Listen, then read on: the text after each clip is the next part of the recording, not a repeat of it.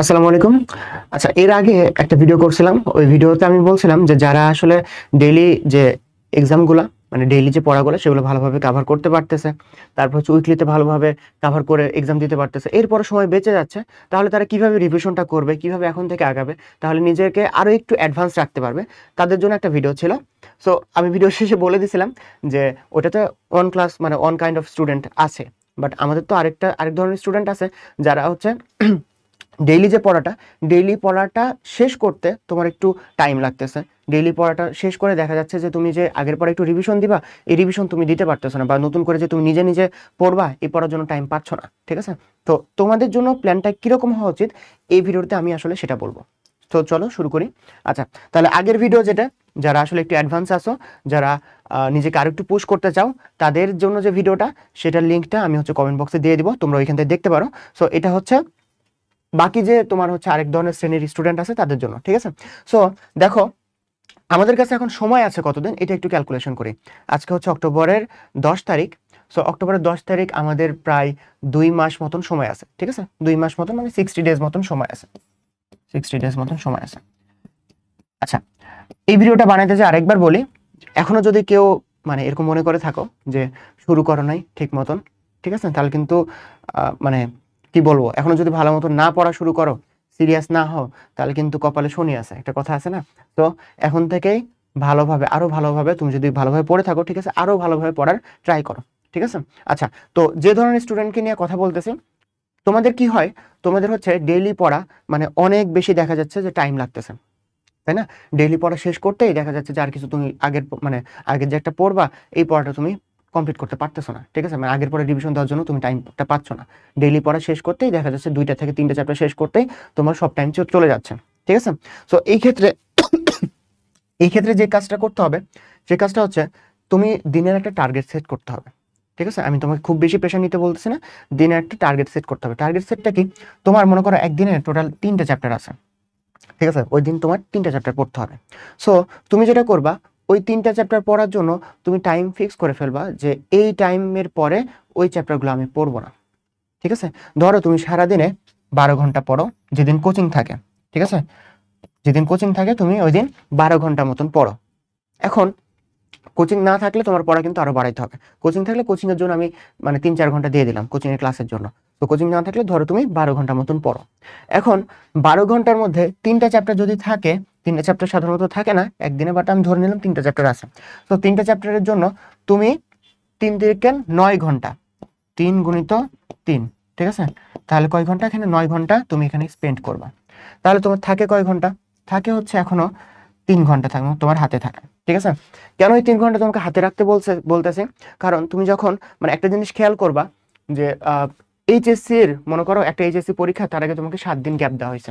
তাহলে 7 দিনের গ্যাপে প্রথম থেকে কি সেরকম ভাবে ভালো পড়া হয়? না, হয় না। পড়া হয় কখন? ওই লাস্টের 2 দিন হয়তো তুমি টানা পড়তে পারো, বাট আগে কিন্তু এত বেশি পড়তে পারো না, কারণ তোমার ওই প্রেশারটা কাজ করে নাই। সো নিজেকে তুমি পুশ করে প্রেশারটা কাজ করাও। ঠিক আছে? তুমি নিজেকে প্রেশার দাও।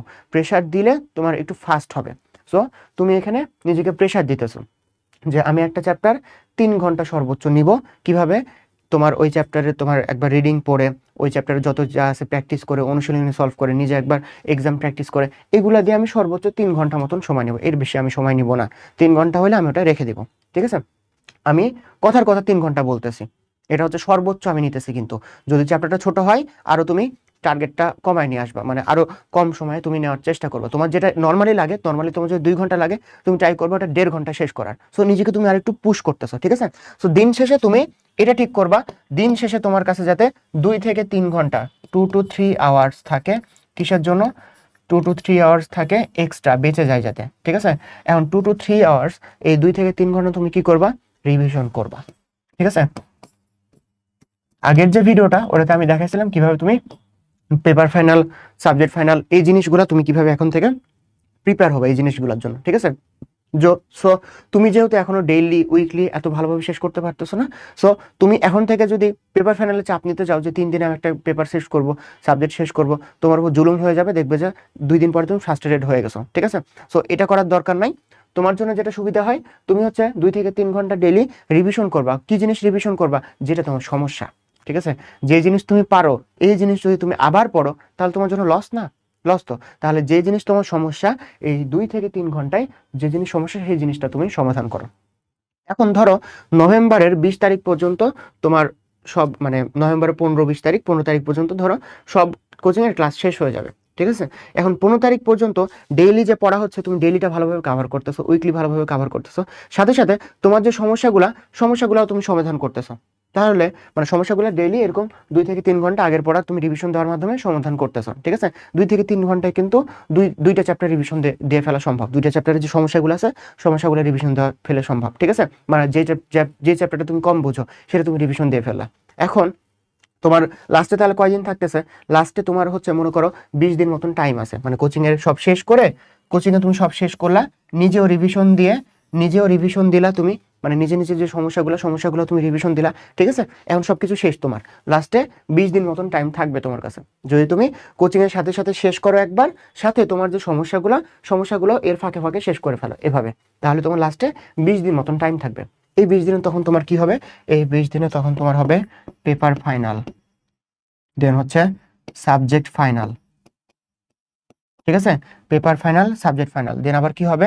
সাথে তোমার মডেল টেস্ট চলবে। ঠিক আছে?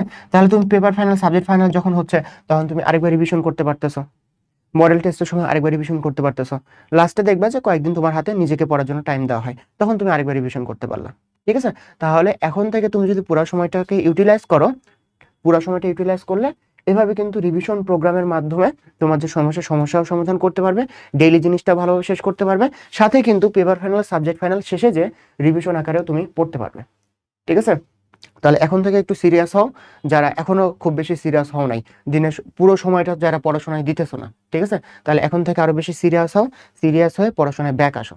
ঠিক আছে? তাহলে এই জিনিসটা ইউটিলাইজ করো, তোমার যে ডেইলি শিডিউলটা আছে শিডিউলটাতে এই জিনিসটা ইউটিলাইজ করে যে বেস্ট আউটকাম পসিবল সেই বেস্ট আউটকামটা এখান থেকে নিয়ে আসো। বুঝছো? সো আর যারা আগে ছিল তাদের জন্য কিন্তু আমি অলরেডি একটা ভিডিও বানাইছি, তারা ওই ভিডিওটা দেখবা। আমি তোমাদের জন্য ওই যে ভিডিওটার লিঙ্ক আমি কমেন্ট বক্সে দিয়ে দিতেছি। সো সবাইকে আল্লাহ হাফেজ, ভালো থাকো।